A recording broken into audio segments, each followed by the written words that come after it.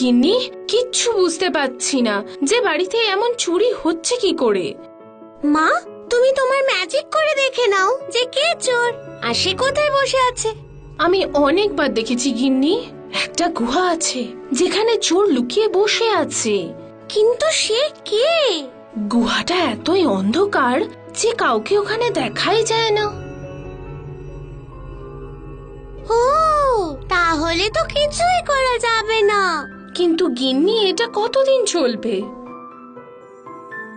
আচ্ছা, এবার তুমি ঘুমিয়ে পড়ো, অনেক রাত হয়েছে, আমি কিছু ব্যবস্থা করছি। মা খুব চিন্তা করছে, এই চোর কে হতে পারে। মনে হয় চোরের কাছেও কোনো লাইট নেই, সেই কারণে ও অন্ধকারেই থাকে। হ্যাঁ, এখন লাইট নিভে গেছে তো, এবার চোর এসেছে।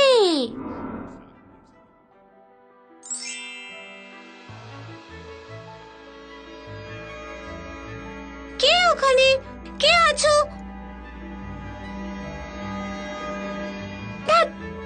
মনে হচ্ছে পালিয়ে গেছে।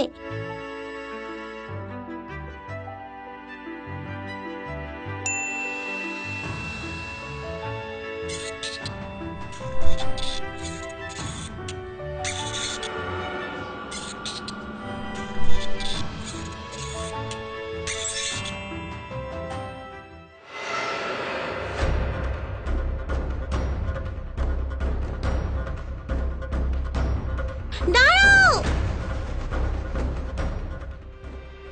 তুমি আমার মা হও না যে তোমার আমি কথা শুনবো।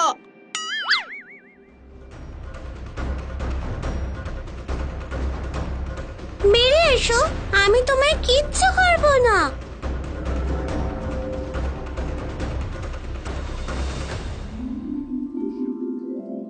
ওয়াও, তুমি তো দেখছি ম্যাজিকও জানো।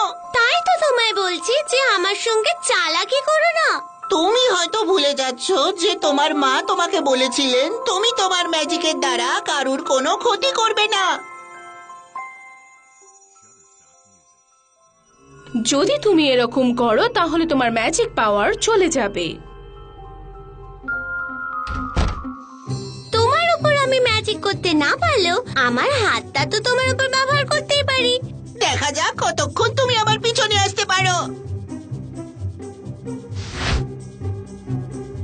ও, তার মানে এটাই সেই গুহার রাস্তা যার মধ্যে চোরটা থাকে।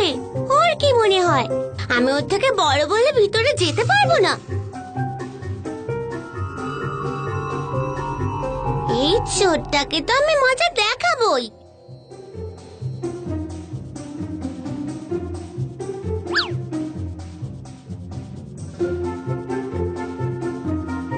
ও, তো আমাদের ঘরের জিনিসপত্রগুলোকে ও এখানে জড়ো করেছে।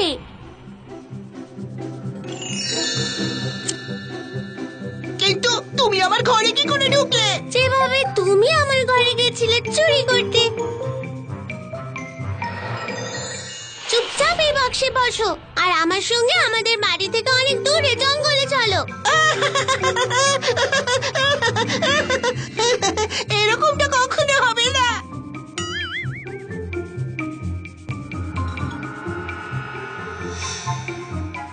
আজ তোমাকে কেউ বাঁচাতে পারবে না। এবার কিছুক্ষণ দৌড়ঝাঁপ তোমার ঘরেও হয়ে যাক। এটা তো চিটিং করা হলো। তুমি যেটা করছিলে তার শাস্তি এটাই।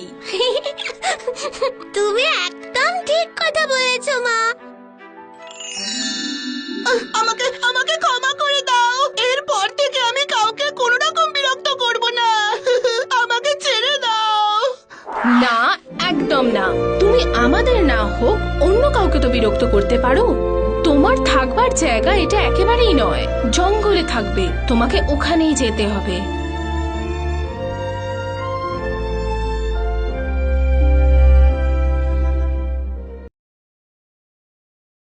হ্যালো, আমি হলাম গিন্নি।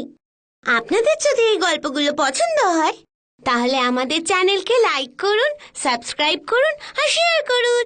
আর রোজ দেখুন এরকমই আরো ভালো ভালো কিছু গল্প।